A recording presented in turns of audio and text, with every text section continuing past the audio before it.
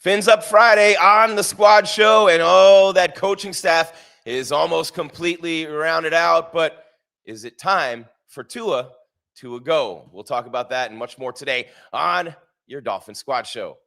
Hey, Zgonina, it's Freaky Friday. Let's go.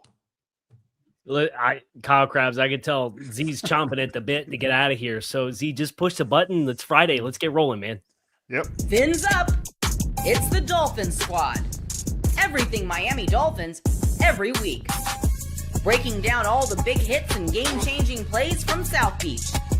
The way only the Locked On Podcast Network can.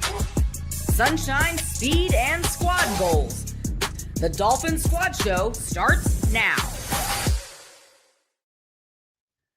Fins Up Friday on the Squad Show. GRIES, Z, and Kyle right here on your Locked On Podcast Network, your team every day, and the #1 sports podcast network. I feel like I'm tilting. I'm going out of the screen. It is Friday the 13th after all, and it is Valentine's Day weekend, so all kinds of craziness going down around everywhere around us, actually. But one thing that's really been actually steady has been Jeff Hafley filling out his coaching staff with John Eric Sullivan, and the transition smooth so far as we get set for all the stuff to get going with the players. But Kyle Krabs, Locked On Dolphins, the best insider in the game.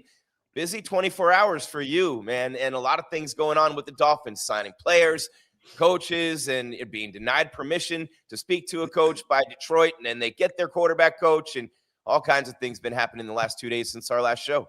Yeah, the quarterback's coach search has been interesting since Nathaniel Hackett kind of got rug pulled on him by the Arizona Cardinals and Mike LaFleur, and obviously took a promotion to go be the offensive coordinator, even though he wasn't a play caller there for the Cardinals. And it's kind of been like the lingering question mark, and they've gone out and they've gotten two guys at the back end of this week to be a quarterback's coach and the pass game coordinator, Kevin Patullo, who was the Eagles offensive coordinator last year. I think we made every Philadelphia Eagles fans weak when they hired him because they liked him so much they egged his house in November. But the role that he's hired for is not the role that he's filling, right? And I think that's important to note. It's not a sexy hire. The brand's not high. I have no clue about Kevin Patullo and his influence in the offense beyond the fact that it wasn't as effective as it needed to be for the Eagles this past year. But I'm actually very interested in the Bush Hamdan signing, who's the new offensive or new quarterbacks coach. He's another one of these kind of career college coaches. He does have a stop at the Atlanta Falcons in 2017 as their quarterbacks coach with Matt Ryan. He took that spot the year after Matt won the MVP in 2016. And he's been an offensive coordinator and a quarterbacks coach simultaneously for Arkansas State, Davidson, Washington, Boise State, and Kentucky. So like a bunch of different stops at the college level, but he's used to having offensive influence in addition to running the quarterback's room. And there's been a number of college coaches that have made the leap this year for coming to the Dolphins staff. And across the NFL in general, you've seen a ton of college coaches. So I'm interested by this hire. I don't know as much as I would like to know about Bush Hamdan because the news only dropped a couple hours ago, and I'm kind of working through a bunch of content stuff. But I know what I'm spending my weekend on, and it's seeing what else I can find on Bush Hamdan. All right, we're going to have Z all the way over on the right there. All right. He fell off. We got him in the on the right the side. audio. Okay, buddy. No? Uh-oh. We got Z in no man's land there. Z, if you can hear us, we can't hear you, and I don't know what's going on there, but we'll give it a shot. Here, let's do this. Kick him out. There we go. Is that any better, Z? No, he's lost. Okay. He might need a reboot. Reboot, Z. Reboot. I used to have a guy, I used to work at a radio station group in South Florida where the IT guy was, as you might imagine, an IT guy, kind of like a stoner, the straight long hair, and he'd be like, reboot, dude, reboot. So the Dolphins are rebooting, Kyle. And, you think about what they were trying to do with Hackett, Bruce Gradkowski from the Lions. They got blocked, apparently, from talking to him. And then, they end up with this hire at quarterbacks coach, and Z's back in there. We got him? He's shaking his head. I can hear you, Z. I know. I can't keep the speakers on, though. Having some problems here. Sounds fine. You're not missing anything. It's all right. Well, he's got to know what's being said, right? Can you hear us now? I can. Well, you have my fingers on the freaking speaker volume button. It keeps going down. Oh, that's weird. I'll figure it out. Just keep going. I'll keep going. So, the interesting thing here, Kyle, one of the things that I've seen a lot of from Jeff Hafley, and I've seen it pointed out, and I think you might have even said something about it, a lot of college experience on this staff for the Dolphins. And that speaks to what we talked about in the beginning with Jeff Hafley, man. He has a teacher's mentality. He is a teaching coach. Coaching is teaching, a la Bill Walsh. You think of Bill Walsh when you think coaching is teaching. And without a doubt, Hafley has filled out a staff full of coaches who not only have that pro experience, but they have that college experience, and they're good teachers. Yeah, I don't think it's a coincidence. And I know there's skepticism and there's concern and questions for every coaching staff that's being put together across the league, because this is a trend that's very much prominent across the league. But I like that is a common thread that exists across all of the coaches, that you can kind of look at their backgrounds and see some parallels. Doesn't guarantee it's going to work, and I'm sure they'll revisit some coaching hires and make some changes, and there will be shuffling there, just like they're shuffling on a roster. But I for one, appreciate the kind of coach they seem to covet. You can see that consistency with, and I think a big part of any battle is knowing what you're looking for. And it seems like they at least know what kinds of coaches they're looking for. And now it's okay, who seizes those moments and gets those guys to level up their play and style of play. It's going to be fun to see. And that leaves what, tight ends coach, Kyle? That's about it? The only one left? Yeah, that's the only position coach that's not publicized. They could potentially go, because they hired Petula as the pass game coordinator. They could possibly hire a run game coordinator, or they could go out and get a senior assistant on either side of the ball. But as far as the formal position groups, I think we're pretty much filled out outside of tight end at this point. Z, do you know Kevin Petullo at all? No, I don't. I'm just wondering, and Kyle, how much you know about him, because everybody in Philly obviously wanted to kill him last year, and the Eagles, they've been dysfunctional. The fans, they wanted their head coach fired 2 years ago. He's flipping off a fan, Sirianni, and they've been all over Jalen Hurts. So let me ask you this about Petullo, guys, and Z, I'll start with you. Just a new situation and a new lease on life, right? Because the Eagles' passing game is what everybody was ripping all year last year, Z, in Philly. It was, oh, man, Jalen Hurts not getting it done. The receivers were being prima donnas. They're screaming, they're yelling, and, we're not getting the ball. So a lot of that was players not getting along with each other, quarterback not getting along with receivers. So I just don't think it's fair to put all that on the coach in Petullo. So I think a guy like that, who put up with so much crap and has been dragged through the mud so much, coming here with a lot to prove, is a real good thing, whereas so many Dolphins are going, hey, what do we want that loser for? Their passing game sucked in Philly. Yeah, the unfortunate part about being a coach is your livelihood relied on the dudes in the room. Mm-hmm. It's, as a player, you go out there, yeah, you can kind of control your outcome, your destiny in this profession. But as a player, I'm in charge of 10 guys in the room, and my livelihood is tied to them, how they perform on Sunday.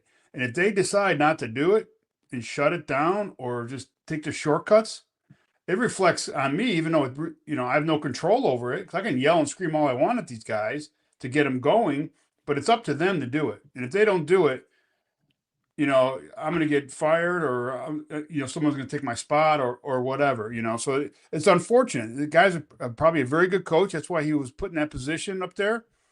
And, everybody needs a reset. He can come down here and you can do some good things for half in the offense, and, and he'll become, hopefully get back to that position again to coordinate.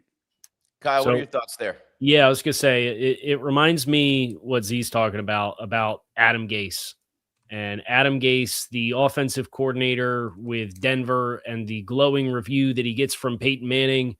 And then he gets head coaching jobs, right? And it doesn't go well. And it's like, yeah, sometimes a player can make you look really good, or sometimes a player can make you look really bad, depending on how they go about their business. And that's why, at the end of the day, I think the successes and failures of just about everything the Dolphins are trying to do right now is going to be tethered to, do they make better personnel decisions? And that's why making a change at the top with the football operation with the general manager is so important, because those players are, that's what's going to determine what rooms play well and what rooms don't play well. You know, you might hit a certain threshold, and it might come against teams that are division leading teams. It might come against teams that are in the playoffs. It might come in the Super Bowl, like it came for New England, where like the coaching element of it feels like it shows up a little bit more, where like New England had such a successful season, and then they go against Seattle, where I think there was a coaching advantage in Seattle's favor in addition to a talent advantage, and it really shows up. But at the end of the day, like it's the Jimmies and Joes as compared to the X's and O's more often than not that dictate, well, how well do you play? How good of a team do you have? And Petulo's got a pretty interesting background between he had some time in Buffalo as a wide receivers coach. He was the quarterbacks coach for Ryan Fitzpatrick with the Jets in 2015 and 16. And then he was under Shane Steichen as the pass game coordinator for the Colts. So he's got some nice like influences that he's been around.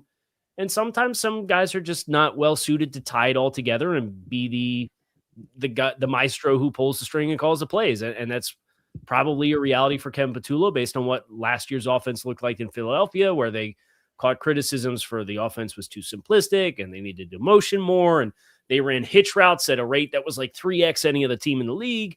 So there's some things that I think are valid questions. But again, the Dolphins didn't hire him to be the offensive coordinator. They hired him to be the pass game coordinator. And it's up to Bobby Slowick to take the best parts of that and sew it all together. And it's up to John Eric Sullivan to give the team the talent that it needs to go out and execute the vision that these guys want to have a vision for. Yeah, and by the way, when you're looking at, the drama on that team with A.J. Brown and Jalen Hurts, who, by the way, Jalen Hurts might be one of those guys next year who, he'll be talked about as a quarterback his team's looking to get rid of. He might be one of those QBs who has one more year to get some more stuff done in Philly, even though he's been a big winner. But, Z, I want to get your thoughts, and I think we got everything squared away with you. Good job, buddy. But I just want to see your thoughts on what Kyle talked about a couple minutes ago.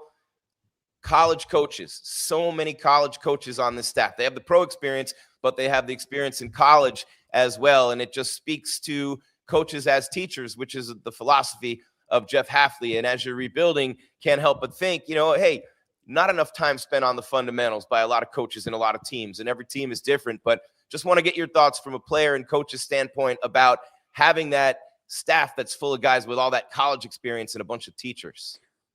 Well, I mean, again, I know we've talked about it before. A lot of college coaches, they're dealing with these athletes more than the professional guys are. And it's a different type of athlete coming out of college now. You got a guy that's transferring every year, getting paid. It's similar to the NFL in that aspect, but they're also mentally a little bit immature than how the older players were from back in the day. So these college coaches got a better feel for that already. So that's one reason why I think there's a big movement for, the NFL now. A lot of these teams are hiring college coaches. Plus, they're also cheaper, And some of these NFL coaches, head coaches, are getting paid a lot of money now. And the owner's like, well, wait a minute now. They don't want to chase maybe some of these older coaches who are asking for more money. Where a college coach wants to get away from the recruiting and the NIL BS, yeah, he'll take a contract in the NFL right away. And I think that's why you're starting to see that. That's a great breakdown. Interesting, because this team is, there's a lot of good players on this team, Kyle, and I'm excited to see what they're able to do as an offense. And I love bringing in guys who had a tough ending in their last position, who, especially a guy like Petulo, who's had success, right? But, everybody coming down on him in Philly, and that team just kind of imploded. And I don't think it was his fault. I don't think anybody was going to fix what was going on with Hurts and Brown on that team last year. So one other thing, Kyle, before we hit the break, and we're going to talk about Tua and, some remarks made as the GM John Eric Sullivan and head coach Jeff Hafley met with season ticket holders of the Miami Dolphins yesterday. But Miles Battle, defensive back, brought in, signed by the Dolphins to add more depth to that room, Kyle. Really interesting player. Now, it's another one of these lottery tickets. So let's say set baseline expectations accordingly. But he was a high school wide receiver who went to college originally as a wide receiver, and then midway through his college career, transitioned to corner. 6'3", 200 pounds, fast, long. He's like 33-inch arms, so he's got length. He ran a 6'8" 3-cone, which, that number might not mean anything to you if you're not like a draftnik, but to be a 6'3" athlete where you're tall and your center of gravity is higher and your levers are longer, that showcases really good kind of body control and bend and fluidity and flexibility to be able to run agility drills at a time that's a really good time for a corner who's 6'3". Usually the tall guy, the wide receivers stop running them because the big wide receivers, they don't turn well. There was like once upon a time where all the wide receivers opted out of running the 3-cone drills because they didn't want the agility time because they trained the straight line speed for the 40 time. So he played like 75 snaps in total for the Patriots last year. He was on their practice squad for 2 seasons, was undrafted when he declared to come out early for the draft. Built like Juju Brents. I'm not saying he's Juju Brents, but Juju Brents, that caliber an athlete and had good college tape because he didn't transition after 2 years of being a wide receiver to being a corner. He got drafted in the 2nd round. And again, it's a lottery ticket. These are the kinds of physical skill sets you want to allocate and then see who takes your coaching, who the light bulb can come on for, who's going to rise to the occasion and compete for a spot. And I think it's a really fascinating ad that's a no risk, potentially high reward kind of signing, because sometimes these guys that make that transition and play on the other side of the ball, it takes them a little bit of time.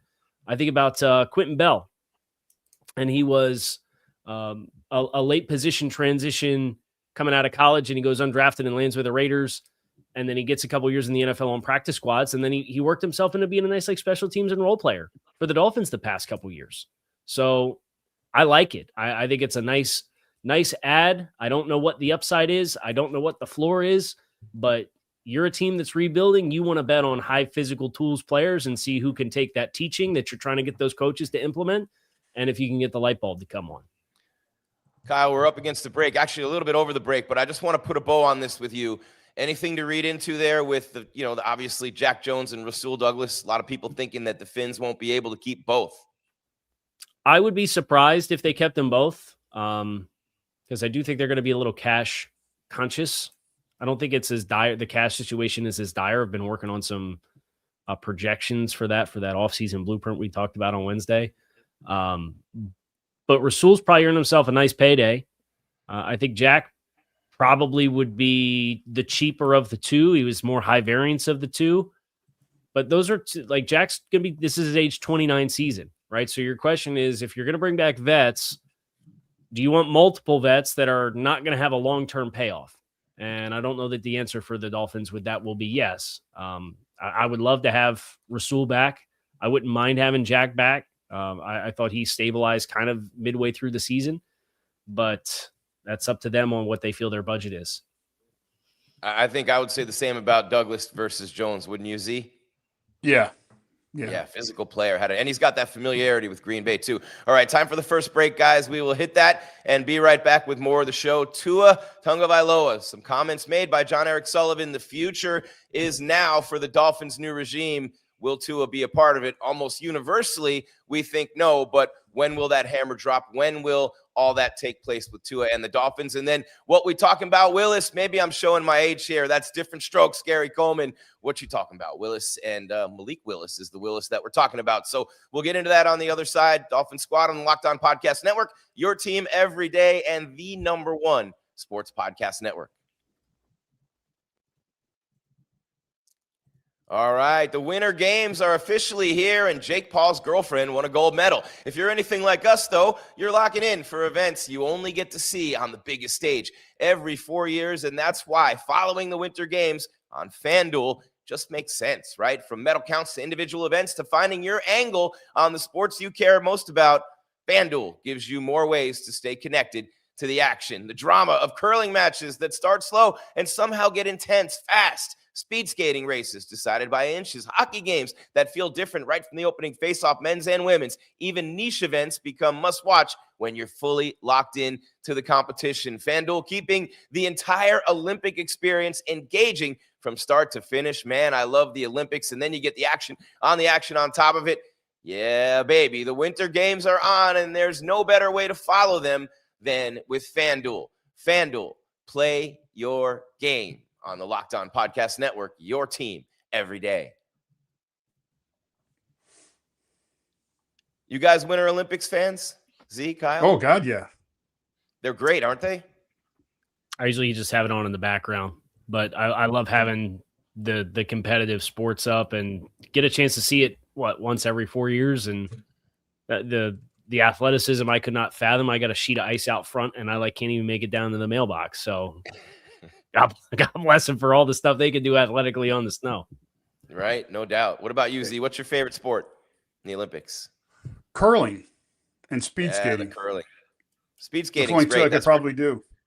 That's right. And the training for speed skating is crazy. Just what these athletes put themselves through for years and years of their lives, just for that one moment. Man, it kind of reminds you of a player who makes the Super Bowl and never gets back. I saw a crazy stat yesterday. This is just random and out of nowhere, but looking at all the quarterbacks, and I think I took a screenshot of it, who made the Super Bowl in year 2 and lost, every single one of them's never been back to the Super Bowl. Marino being one of them.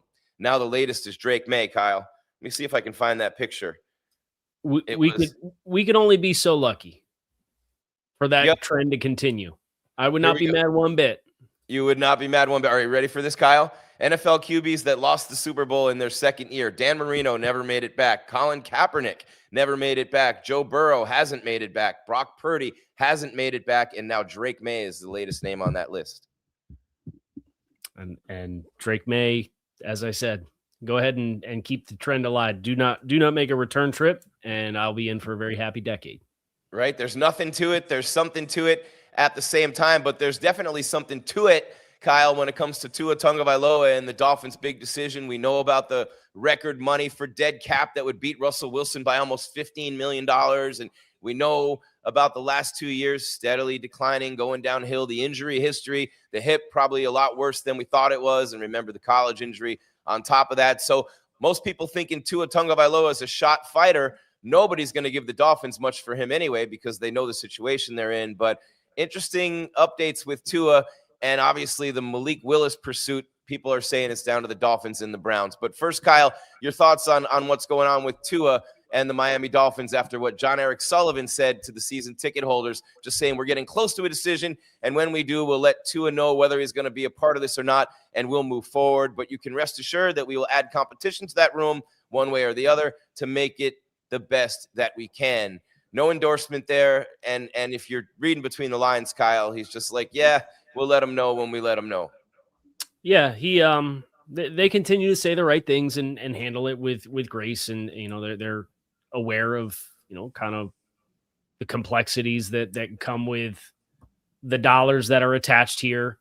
But all the reporting has always kind of indicated that this ship has sailed and they're prepared to move on. And I take those comments, and I suspect the first decision they're going to have to make is a month from today. He's got $3 million in 2027 money that guarantees. Now, if he's not on the roster in 2027 and he signs for somebody else and they pay him $5 million, a 1 year, $5 million contract, the Dolphins will get that $3 million reimbursed. It's called offset money. It's part of the contract. And it's like whatever up to what you owe that player. If they get that from somebody else, you get reimbursed that money back. So I don't think that the $3 million is like a big needle moving deadline relative to, we're talking about $55 million.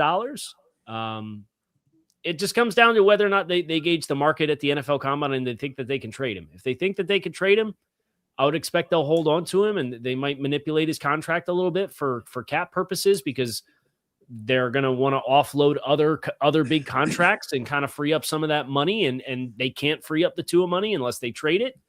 And if they don't think they can get anything for him, then I wouldn't be surprised if they save the $3 million up front and they just designate the post-June 1st cut. In a league where you have a guy like Stidham starting a championship game, Z, in a league where you had 44-year-old Phillip Rivers plucked off the couch by the Colts, I mean, there's a spot for Tua somewhere. I mean, you're talking about a guy here who's 44-32 as a starter, 68% completion percentage, 18,000 plus yards, 120 touchdowns, double the number of career interceptions, although he's coming off the career high of 15. But I guess the other thing, too, with holding on to him, Z, is the longer you hold on to him, the more likely there'll be an injury to another quarterback around the league, which, that could really help you, too. The longer you hold on to him, somebody gets hurt, and all of a sudden, they need to grab and go in another direction, and Tua becomes more appealing to a team through an injury. Yeah, but again, you're talking about a huge cap number. And by the time that's happening, the guys have eaten up their cap already, and there won't be any space to bring them on board unless you eat all the money here, in Miami. So, I mean, might as well just cut him now, theoretically. I mean, sure, any team's going to take a flyer on him if we cut him. I don't think that I think the only way that a trade was going to happen with Tua with this big, enormous cap hit for another team would be kind of what happened with Brock Osmeyer or whatever, where you trade him with draft picks. So we'll give up some draft picks just to trade him away, because that's what happened when, I think, was it Houston that did it? Yeah. After they signed to a crazy ass deal and he never really panned out. So I think that, that's a possibility that could, happen. I think the interesting part about that too is one of the other things that John Eric Sullivan talked about during the meet and greet with the season ticket holders last night. So he talked about, we got 8 picks and it's my job to turn that into 10 or 11. So he's talking about adding picks and the prospect of giving away potentially a meaningful draft selection with Tua to offload the money. I think the draft pick and the cost controlled contract is probably more valuable than just freeing up the money, because you can restructure the contract if you want to, or post June 1st it and split it between 2 years if you have to. And, you can kind of get through a cap clog, but a cash issue is a cash issue. And, they're kind of stuck with it either way. So it kind of makes it a moot point, and giving away a potentially second round pick with Tua, which I think is what Osweiler went with, was a 2. That'd be pretty rich for a guy that's sitting here openly talking about how I want to add 3 more draft picks to the queue. I don't want to get rid of them. Do we read a possible trade there, Kyle? Like trading out of that number 11 spot if they don't love anybody there to add more?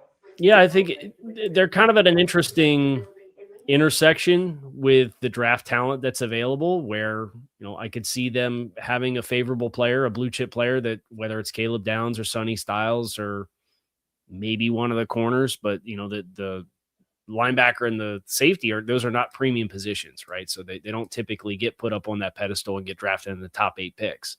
I think that's the thing that they have working for them. But if the board doesn't break well for them in that regard, I think you have to entertain. And I am team almost always trade down unless you have like a predetermined list of like 5 players that are too good to be true, that are there sitting there staring you in the face. But you need the trade partner too. That's the other complicated part. And I don't think a lot of teams are going to be interested in giving up 2027 draft capital because it's supposed to be a great class. So is there somebody that's picking later in the round that's not too far down that you're comfortable with, that's also got a surplus of draft picks, that's willing to go up and get a guy like that? That's the other part of this whole thing, is it takes 2 to tango. Yeah. Hey guys, I mean, I got to leave my hotel room. There's an emergency in the building. So let me get on my phone and I'll walk outside. All right. Okay. Godspeed. Friday. See? Wait. Friday. See? Friday. Wow.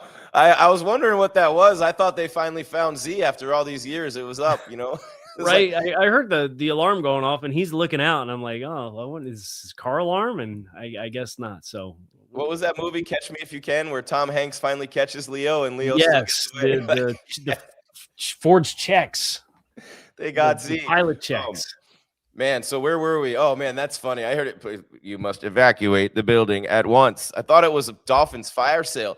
I was wondering, Kyle, too, because it's a good transition, because so many questions that need to be answered, they have other questions that need to be answered before those questions get answered. So, for example, if Austin Jackson's going to be here, you might not draft a tackle so high.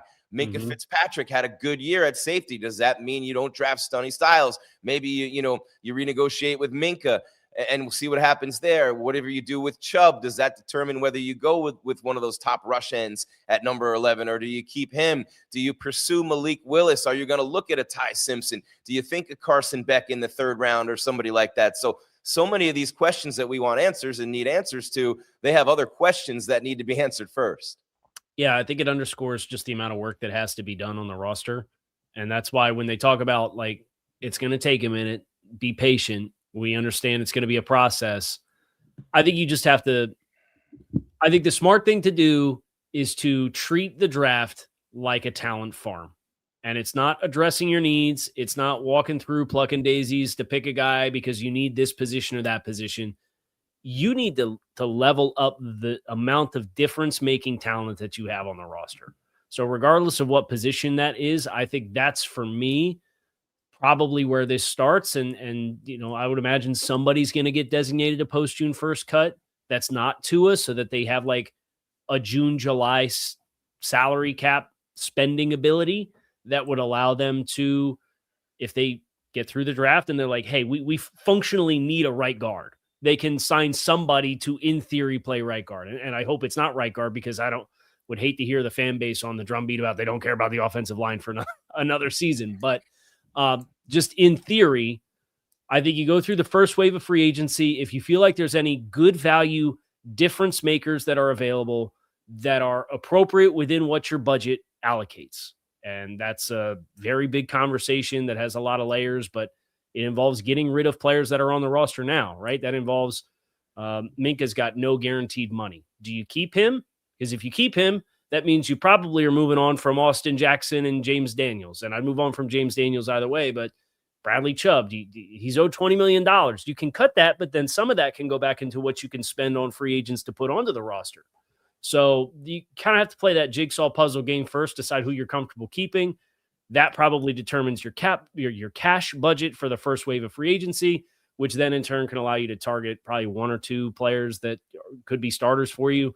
You go through the draft, you acquire your talent, and then you use your post-June 1st July money to go get a couple of veterans that are experienced guys. Look at the glasses. They got dark in the sunlight. The talented Mr. Z. I think it was on my floor, too. It walked out. It was like something was burning. What happened? I don't know. Something in the hotel. Z was cooking up some hot takes, and that set off Yeah, the right. fire. Yeah. Trying to figure out our tight end coach. There you go. Meet him in the parking lot there, Z. Meet him in the parking lot. We got to take a break in a second. I guess, you know what? We'll keep Z while we have him there. We'll skip the break, or we'll go over the break for a second. But I want to just talk about those players, Kyle, and just to keep moving with that. Potential trade targets for other teams. The Dolphins have a lot of them. Is Waddle still on the table? Would you trade Jalen Waddle? Is there a possibility if you get enough for him? The unthinkable, maybe even Devon Achane could get traded to get enough back for him, and then you draft a running back. And I almost feel like, look, I mean, even those linebackers, Brooks and Dodson, if you can get enough back for them, based on what Sullivan said about the draft picks, is anybody, I don't want to say safe, but is anybody off the table? For the right price, I don't think anybody's ever off the table, right? And I think for the Dolphins, the challenge with trading Waddle is you lose like an additional $15 million in cap space if you trade him. So because of how that contract's structured, they're not in a business to trade a prime player and lose $15 million in cap space. Now, Achane's interesting because Achane, there's no deferred cap. He's in the last year of his rookie deal. He's on the books for about $6 million next year. You could trade out of that, have no dead cap implications out of that because of his rookie contract. What's the value there? Does somebody have a value that you like? I'd be surprised if they moved on from Brooks or Brewer. Those were team captains. They brought back some coaches that really had a heavy hand in those guys' performance last year with Bobby Slowick and maintaining the offensive system that has made Brewer so good. And they kept Joe Barry, the linebackers coach, who I think is a great position coach, and they kept him on the staff. So I'd be surprised if they move on to those two. I think they're strong extension candidates. But, I think you could entertain Waddle, but you have to figure out the cap jigsaw puzzle that you're going to lose significant amounts of cap space if you trade it. What do you think about all that, Z? Would you trade Waddle for the right price? Yeah, for the right price, yeah. Since, Kyle just said, Sully wanted to get some more draft picks. What a cliffhanger. Oh. We can't hear you, Z. Why don't you kick him out, go to break, and then we'll bring him back. He's gonna smash his phone. I'm not even gonna. I'm sorry, Kyle. I didn't toss you that Indeed spot. I don't know if you have it ready or not, but I have it up. No. Just let me do it. All right, let's take that break, and we'll come back and keep it moving. Squad Show right here on Locked On Dolphins on the Locked On Podcast Network. Your team every day.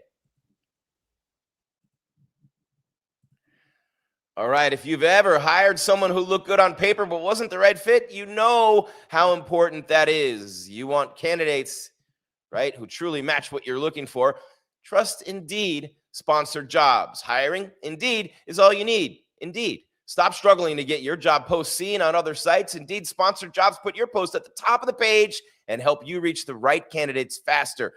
If I needed to hire someone for this show right now, I'd go straight to Indeed and be very specific about what I need. Indeed, real experience, not just a resume buzzword. According to Indeed data, check this out, right? Sponsored jobs posted directly on Indeed are 90% more likely to report a hire than non-sponsored jobs. So spend more time interviewing candidates who check all your boxes with less stress, less time, and more results using Indeed sponsored jobs. Listeners, viewers of this show get $75 sponsored credit to help give your job the premium placement it deserves at Indeed.com/LockedOnNFL. Just go to Indeed.com/LockedOnNFL right now and support the show by saying you heard about Indeed on this podcast. Dolphins Squad Show terms and conditions apply.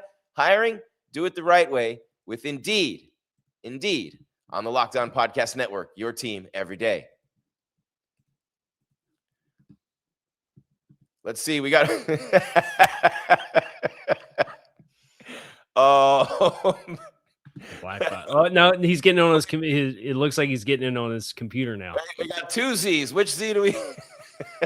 Get the lowercase one out of here. There we go. Wait, hold on, Kyle. I can't hear you guys. I don't know what the hell the problem is. Z, we can hear you. He can't hear us. I'm going to take him out before he drops an F-bomb. Hold on. You can't hear us, Z? Can't hear you. I can hear Kyle. Can't hear you, Grease. Oh, okay, that's weird. Which is Z, finish your thoughts on why Jalen Waddle, you would trade him for the right price, because we got like the first 10 seconds and then the audio went out. Jesus. Well, my glasses went back. So you're happy now? So anyways, I was saying I think everybody is a trade bait in this league. If you can trade Micah Parsons, you could trade anybody. So, Sully wants more picks.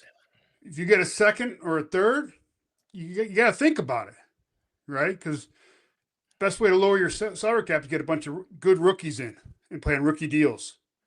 You know what I'm saying? So that's what I was saying. Yeah. Man, I'm out of breath. I'm going up those stairs. Holy cow, I'm out of shape. Can you hear me yet, Z? Can't hear you, Grease. It's a great Friday. Just give me a question and I'll piggyback it off to Z. No, that's okay. I just wanted to keep it going with guys that you would like to see here, and guys, everybody, you'd want to see as many people as possible back, but guys who you might trade for the right price, and, different guys who could fit that bill, or who you might get the most for as well. That's a good question too. Yeah, I think it's a challenging who you would get the most for that's currently on the roster. Let's see how I frame that so that Z can pick up what we're talking about here. It's a challenging intersection of performance and cost and age, right? You have to triangulate those three things. Like Bradley Chubb, everybody needs pass rushers, but he's got a pretty extensive, significant injury history. He's pushing 30. And he's owed $20.25 million next year. Like there's not going to be a lot of teams that are signing up for the 11th highest paid pass rusher in the NFL in 2026, which is what Bradley Chubb's currently scheduled to make. So that's a hard player. Minkah Fitzpatrick, I think, still would have some strong trade value based off of safeties can age a little bit more gracefully. He's in a contract year, so he doesn't have guaranteed money. So if you're trading for him, you're presumably doing something with his contract. But safeties are devalued. And, I think you could probably get a mid-round pick for Minkah Fitzpatrick if the right team came along. But, you have to have the right team that comes along. And he's another one of those players that a team can't just come into the year and say, hey, we know another team paid his bonus or he's got a signing bonus already. We can let him play out this year. He wants long-term security. So you got to get a contract done with that.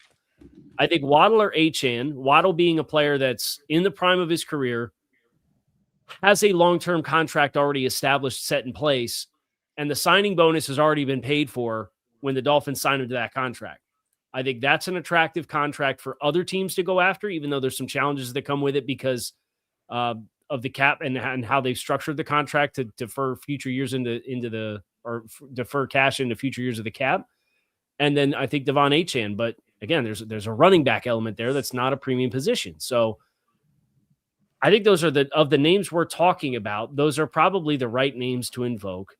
And I think the most you'd probably get for somebody is Jalen Waddle, because teams want 2 good wide receivers, and Waddle has a long-term cost control because he's already signed the contract with the first big lump payment that was given to him by the Dolphins. I wonder Yeah, too. so I agree with that. You know, Is there anybody else that I left off?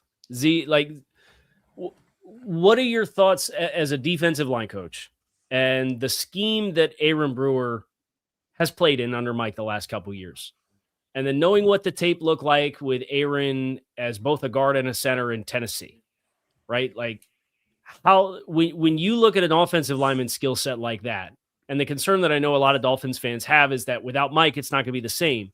If you were an outside team evaluating Brewer as a player, how vast of landing spots do you think there could be for a player like that aren't this system? Okay, so it's going to be that tree, Shanahan, McVay tree. So now you got to go to those teams and see what they have. You know, is San Francisco happy with their center? Because, you know, San Francisco's always looking to upgrade everywhere. Yeah. They love trades. They love, you know, it seems like they've built their team more through veterans and in trades at the right time for the right price to build that team.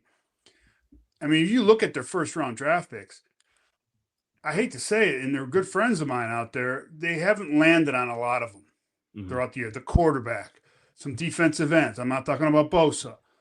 Some wide receivers, right? I mean, it's been kind of a little sketchy. Defensive linemen, kind of sketchy, right? But they make these trades. McCaffrey, you know, the Trent, you know, go down a list of stuff. Their mid-round guys, they hit on. Kittle, you know, Warner, you know, Purdy, you know. So to me, you know, they would rather go spend money on a trade for a good player like Brewer, because he's, you know, that's what they do. That's what they've always had. Tom Nalen in Denver for years back in the day with Mike Shanahan.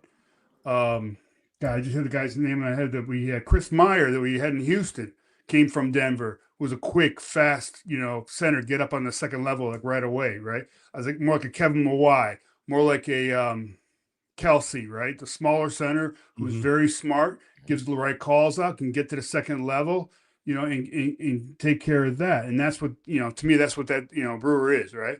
So now you might talk about the Chargers, since Mikey went over there, right?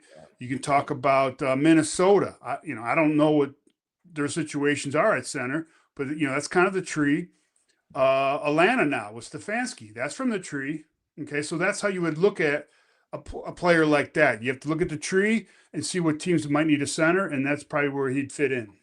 Great insight, Z. I love that. And Kyle, I want to go right to you and then to Z on this one, and you be the relay, man. It's crazy to me how much of a buyer's market it is when you're talking about trades and how you might not get a ton back for a guy like Bradley Chubb, who had a real good year last year, when pass rushers are at such a premium and every team's looking at possibly taking one number one. And, you know, you want the guy to throw the ball and the guy to rush the guy throwing the ball, but yet there's such a devaluation, Kyle and Z, on even some of the best defensive linemen. It's such a buyer's market. Yeah. Because the way in which the salaries are starting to grow, right? When it comes time to have to pay a pass rusher, and you've seen just this past year, it was Max Crosby, and then it was Aiden Hutchinson, Myles Garrett, and then it was Aiden Hutchinson, and then it was Micah Parsons, right? And it went like the roof exploded off the top of the market. And now the next 2 or 3 years, all of these other good pass rushers that are going to hit the market, they know they're probably not going to touch the Micah number, but they know there's a big gap that now exists where I can fall anywhere between Micah and the guy that 12 months ago was making 28 as the number one paid edge rusher in the league. I've got a $12, $20 million strike zone to land anywhere in there. And you create like a new upper middle class of the contracts at the position that, you know, paying like a team like Baltimore, right? Like Baltimore almost never pays their edge guys. They always prefer to just draft them, let them play on the rookie contracts, and then let them go, whether they trade them like they did with Odafe Oweh this year at the trade deadline, or other guys that they've had where they're just content to keep the pipeline stocked with the rookie contracts. And that's a really fast, like when you're triangulating performance and positional value and cost, that defensive line and pass rusher group is one that's very difficult to solve right now, Z, because of the way in which the cost of paying the top pass rushers is going up. Oh, without a doubt. And that's why I think this year in this draft, because there's so many DNs, just not really studying yet, but just looking at it and hearing names and reading stuff online and whatnot. I think this year you're going to see a lot of movement for people to get in position to get one of these good pass rushers, especially at DN, because it's not going to cost you a lot compared to what it's, Kyle just said, when it gets to that 4th, 5th year of your rookie contract and you have to go repay these dudes, or even some of these guys that are young guys that are going on their 2nd contract, they're going to get paid again. It's hard to fit that into the cap. So I think this year you're going to see some teams move up in the draft, give up some draft capital just to get one of these elite pass rushers, because it's always hard to find one. And, this year's going to be a premium. Yeah, that makes Chubb valuable to a team, especially a team that maybe they're looking at themselves as a potential contender and they're just missing that one guy coming in. It might even be a second edge rusher. Maybe they already have one and they're looking for another. And then, of course, they're saying they're not going to trade Max Crosby from the Raiders, but we don't know about that. And I saw an interesting podcast, by the way, with Micah Parsons and Myles Garrett going back and forth about who's better. But Kyle, before we hit the break, I have a crazy question. You don't see this much in the NFL, a lot more in the NBA. What about adding a player who teams covet into a trade for Tua to make the Tua trade easier? Do you have a player that's that attractive that offsets $54 million for Tua? Like, I don't know that they have that kind of carrot to dangle. Maybe not that much, but a little bit, right? If a team really wants a guy like HN, or a team loves a certain player, maybe they love Brooks or Dodson. I don't know. So it wouldn't even it out. It'd be let me touch on this real quick. So this comes down to who has the space to accommodate him that also needs a quarterback, right? He's due it's like $55 million in cash. Do you know how many teams right now in the NFL have more than $55 million in cap space for the salary cap projection?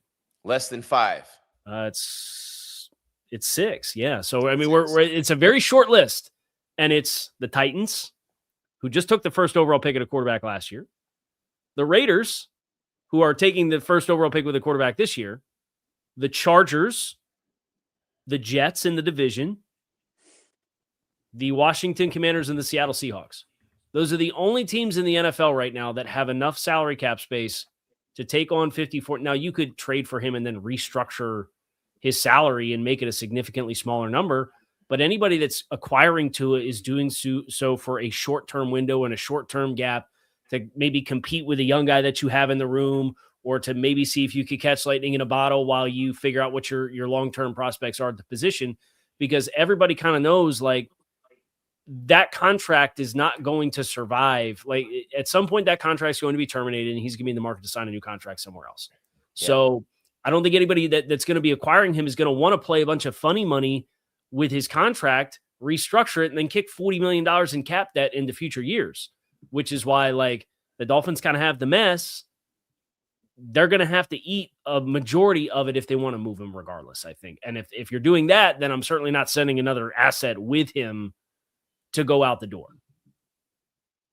That's the kind of insight you only get right here. Locked On Dolphins, Kyle Krabs on the Locked On Podcast Network, your team every day. It's the Squad Show, Grease, Z, and Kyle. What a trooper Z is today, playing through it all, just like he did during his career. Yeah, we're going to step aside for a second, be right back, and wrap it up.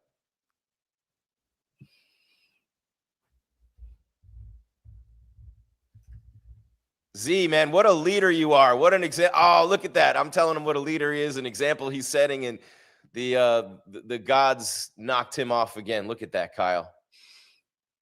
I'm just kind of, this is a Murphy's Law of squad shows, where anything and everything that can go wrong so far has gone wrong, Z.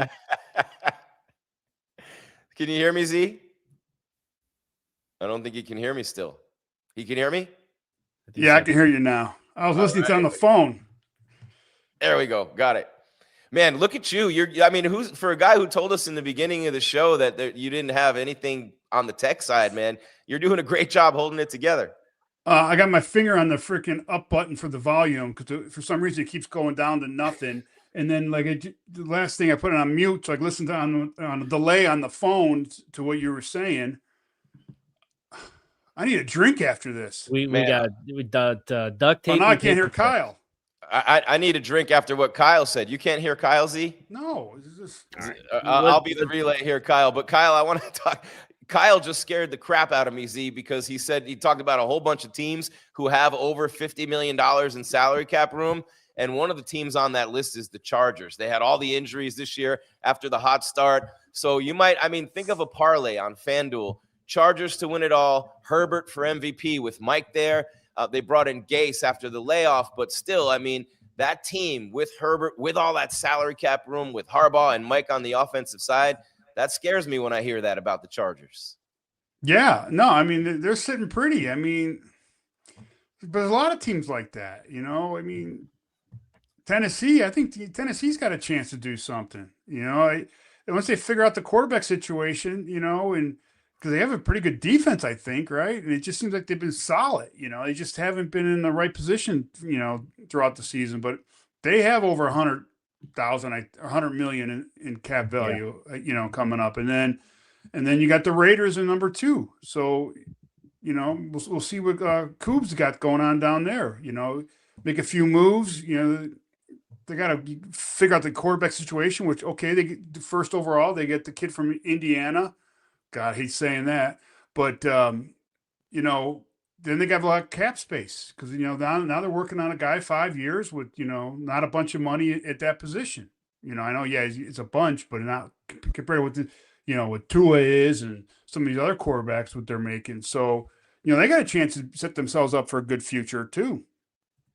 Yeah, they do, Kyle. There's a lot of teams out there in that position, and you got to spend that money wisely because it can disappear fast and it can be disastrous as easily as it can be good. But I'm curious your thoughts on the Titans, Kyle, long term with Cam Ward at QB.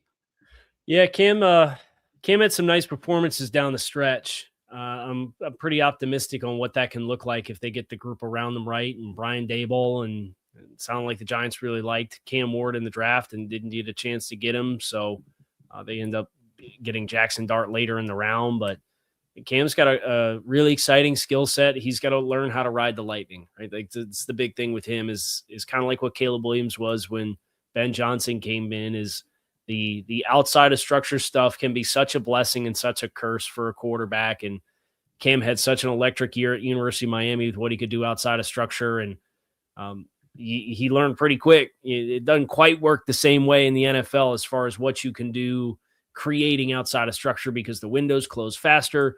Everybody moves faster. The pass rush gets there earlier. You're not quite as agile as you were against guys that are not going to make it to the league that you're playing against. So the arm talent is top shelf though. And they went out. I don't think their top receiver had more than 500 receiving yards last year. Like they had a group that was a bunch of young guys. It was a rookie tight end in Gunnar Helm. It was Chig Okonkwo as kind of a flex tight end. They got the backs involved in the passing game, and it was 2 rookies in Eli Ayumanor and Chimere Dike from Florida. So they didn't have a lot to work with. Now they'll have a lot to work with now, and the question is who hits the market that's going to be playing positions that are meaningful for them.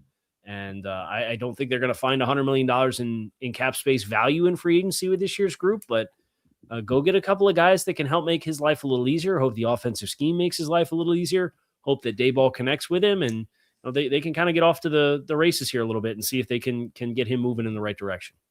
Yeah, Kyle was talking about the Titans. I got Kyle back. Don't worry about it. You Chris. got him. Okay, so you're yeah. We're Move good. forward. You, push forward, buddy. Push are you forward. the conductor, Z, in the middle? Are you like you got electrical cords on each side of you going through holding you? this button down. Let's go. Chop, chop. Good Lord. Well, what do we got? We got 6 minutes left. See, I think we got, you know what I mean? The clock is ticking. So around the league, guys, I hope the Raiders take Mendoza because I don't like the Raiders all that much. And I don't think Mendoza is going to be a good pro. I don't know what you guys feel about that, but I just don't think that it's a good quarterback year. I think they're going to reach by taking him. And I think the Raiders should trade out of that number 1 spot and let someone else take him, but I don't think they will. Around the league, I guess we could start there. Z, what are your thoughts on Mendoza as a pro? I know you don't like the Indiana Hoosiers, but what about him? Again, I haven't studied them, nor do I know anything about quarterbacks. Just that they need to be on their backs. That's it. They need to be on their backs. Yep. So, again, the combine's gonna be a big thing. Meet and greet this kid. I don't know if he's working out there. Probably not. Most guys don't work out there. They do their height, weight, and a couple of interviews and go from there. If he checks some boxes, I'm sure Clint's can do his homework on it. If he fits the system, they'll take a flyer on him. I'm sure Tom's going to have a big say in it, and he knows quarterbacks because he is one. Brady. So, he's going to be in the air of that whole, draft process about the quarterback. So unless somebody comes up and gives you a whole bunch of number ones for this year and next year, you take the quarterback. You just have to because you need it. Kyle? Yeah, I think I like Mendoza. I don't think some people are ready to put him into the best quarterback prospect of the last 5 years conversation, and I'm not there with him. I think he has his flaws. I think the system that they ran in Indiana made his life pretty easy at times, but you see how he processes information, the way he controls at the line of scrimmage. He's got really good accuracy when he pushes the ball. I think he's got a good arm. I think he's got prototypical size, and I think he's got good athleticism. I don't think he has great athleticism. So I think the ceiling for the outside of structure stuff's a little bit limited for what your expectations can be. But as you saw in the national championship game, it's time to go make a play. He's tough. He's a big, tough kid, willing to take hits. And it's just a matter of the fit in that locker room and that coaching staff and how they hit it off and being on the same page and getting lockstep. But if I were the Raiders, it's kind of been like a wilderness for them. I wouldn't be too eager. It would have to take a very inspired effort and the right pivot elsewhere. And I don't know that they're going to find it this year. So if I were them, I would take the bird in the hand as compared to the one in the bush. Man, you trade Max Crosby and you trade that number one pick. Wow. Yeah. A bird of the hand is worth two in the bush. Go ahead, Grease. The one that you got. Go ahead, Grease. Yeah, the one that you got. I think it's a bird in the hand is worth more than a bush. A bird in the bush. The bird in the hand is worth right. two in the Kyle was bush. right. You're wrong, Grease. Yeah. All right, I'm out. Go ahead. Whoa, where are you going? Shame. Oh, man. I'm This is sorry. crazy. I'm sorry, Kyle. Come on. I'll give you a hug. Here. Thanks, buddy. What a show, man. And going around the league, it's interesting when I look at let's talk about who we think the best players in the draft are. I think it's Ruben Bain and I think it's Jeremiah Love. If the Chiefs get him at number 9, oh man, Mahomes will finally have a running back for the first time in years. But I like Jeremiah Love. I like Ruben Bain, and I like the receiver from Arizona State is really good too, Jordan Tyson. But I don't think the Dolphins would take any of those guys. None of them are going to be there by the time they pick anyway. They'd probably take Bain if he's there, but I don't think he will be. Yeah, I think Bain's probably destined for a top 5 pick. I think about what he can do inside, outside rush, defend the run. You can keep your concerns about his arm length and stick him where the sun don't shine. I do not care one bit about his arm length and what it means. What's his arm length? He's apparently like 31 and a quarter. It's non-traditional. But Buddy plays with power and leverage, and he's got great knockback ability. I could see Robert seeing what he thought maybe he was hoping he could get with Solomon Thomas as a guy that could play inside, outside, rush inside at times, use his quickness. I'm in, and I think he'd be a great fit for the Titans at 4. Yeah, what do you think of Bain? That arm, I'm talking about the arm length. It's not great. It's not great. And knowing Coach Saleh, that'll be a big red flag for him. I'm just telling you. It's one of those things that's on like the checklist of like. There's certain coaches, and I'm not saying Saleh is a true like diehard by the book analytics guy, right? He's close. He likes that, but he'll look at it. He might have changed since I've been worked with him, but he would look at it and go arm length. No. That was like a thing, like he would look at guys. I said, this dude can play football. Well, an arm length, or your 3 cone, Mm-hmm. To me, it's all about playing football at the end of the day. I'm not a projection guy. That's, that was always my issue going through the draft process. These guys go off all these numbers and they can project them like, oh, he's going to be this down the road. And I'm like, the dude can't play. He's on the ground a lot. That's what I look at. I look at, what he does on the tape more than, the numbers. But I get it, and sometimes it does pan out that way. but I know that arm length at 31, that's Gator arms. Yeah. I want to get you on that, Z, real quick, but real first. I gotta follow up. Let me follow up real quick because I got something. I got lightning in a bottle here. So we're talking about arm length and we're talking about Robert Saleh, but the other part of that group is Borgonzi, right? And the Chiefs. And he came from the Chiefs to be the general manager in Kansas City. They used a first-round pick on George Karlaftis, and he's a short arm pass rusher. And his wingspan for all pass rushers to come through the NFL Combine since 1999, so 25-year sample size, is 16th percentile for wingspan. So Borgonzi's been a part of a first-round pick for a short arm pass rusher with a power element to his game.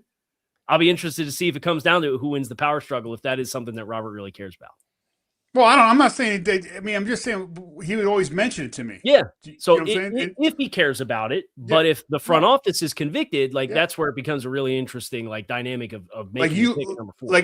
And ever since then, when I look at the list, when they give me the list to break down guys, the first thing I look at is arm length, and sometimes you can see it. Guys are just getting to the quarterback. Guys are doing more, not enough strip sacks, because that's all arm length. The last little right. It's playing through a body, being engaged with a blocker, and still being able to make a play. Yeah, being clear. Now, what's his name? Hutchinson. He's 33 and something, 32. His arm length wasn't very long, but the dude's got a motor, and the dude plays. He makes up with his speed and his quickness and all that. Because I remember reading his thing. 32 and 1/8 for Hutchinson. Exactly. Because mine was longer than him, and I was a 7th round draft pick. I was like, because I was making the joke when he was coming out. I go, my arms are longer. I ain't that, but my arms are longer. I don't put a lot into it, but 31 though is red flaggish. Yeah, he still will go in the top 10, top 5. I get it. Because the kid's a good football player, and he makes up for it. But I was just saying, some places. I'm not saying Saleh's one of them, but some places do look at that, and it is like, ooh, because you start going against some of these dudes with 35s at tackle. Yep. It's you better play with hella good power to be able to roll guys back, because you're going to have to go down the midline. You put your hand on your kid's forehead, he's slapping your arm, and he can't touch you. That's how it is. Yeah. ESPN has Bain going 10 to Cincinnati. They have Arvell Reese going number 2, the edge guy from Ohio State. And look, Kyle, Arvell Reese, they have the Jets picking him at 2, but one of the things that people really like about him is a great football player in general. He was a middle linebacker his entire career and moved out to the edge last year and had 6.5 sacks. So they have him rated ahead of Bain. But in a draft, guys, and Z, I know you're not the biggest draft guy in terms of projections and things like that, but I know as a defensive line coach, you'd have to be salivating if you need a defensive lineman and an edge rusher in this year's draft, because it's so full of them. They're everywhere. Oh, God, yeah. The first 2 rounds, you can't go wrong. Again, I have not studied anybody, but just seen a little bit of some of these cats that are coming out and, reading some of the stuff. It looks like it's a solid, good 2 rounds of quality football players, So if you don't get one in the first, you can probably pick one up in the second and still be happy with it down the road. It's going to be fun to see once everything gets going with, the league calendar and all that stuff. We have a lot of fun things to talk about here on the show, week in and week out. Stay tuned, by the way. We'll be giving you an update. Our upcoming schedule might change a little bit, and we will we'll keep you posted on that. Any final thoughts before we wrap it up? Z, you made it through, buddy. I don't know how you did. I just want to apologize to all our fans out there and you guys for my technical difficulties in the fire on floor 4, my floor, down the hallway. I apologize, and hopefully get it all squared away for our next show. All right, Kyle. I would say it's our fault for making Z think too hard and the steam coming out of his ears. It melted. Oh, jokes on a Friday. I love it. Let everybody go pour a drink, debrief, and look forward to circling the wagons with everybody next week and getting some more off-season talking before free agency gets here, which starts in less than a month now. So it's going to come up fast. At least Z had the arm length to keep his finger on the speaker. We were good. Oh, yeah, it's turning white right now. What was your arm length, Z? I've been dying to ask. What was when you got drafted? It was 33 and something. 33 and something. All right, There you go. Nice career. I looked it up at one time, I think. I don't know. 33. I know it was longer than Hutch. It's all I know. And he's doing all right for himself too. What a comeback! He's doing from phenomenal. That injury. After that injury, what he's doing is 33 and 5/8, Jeff Zgonina. Yeah. There we go. 6006, 285. This is courtesy of the what is this, the Pro Day, or is this Right about the same length as JT's, Z. Nope. 33 and 5/8. What was Jason Taylor's arm length? 70? Was like Yeah, a billion. Yeah, he was long. Unbelievable, man. What an athlete. If you want something fun to do, and I don't know, it might make you depressed, but it'll give you some fond memories. Google Jason Taylor career touchdowns. There's a video of every single one of them, and you'll just go, wow. I mean, you remember him as being great, but then you think about how great he actually was. That's Z. That's Kyle. I'm Grease. Make sure you keep coming back. Locked On Dolphins podcast, YouTube, Apple, Spotify, iHeart, Stitcher, Podbean, of course, Roku as well, day in and day out. Miami Dolphins news, notes, shows on all that, and we will be back next week. Again, stay tuned. We're not sure exactly what the schedule will be for the next few weeks, but we'll have 2 shows in every week for you right here on your Dolphins Squad Show on the Locked On Podcast Network. Your team every day. Keep your game tight, your mind right, and hope your arms grow.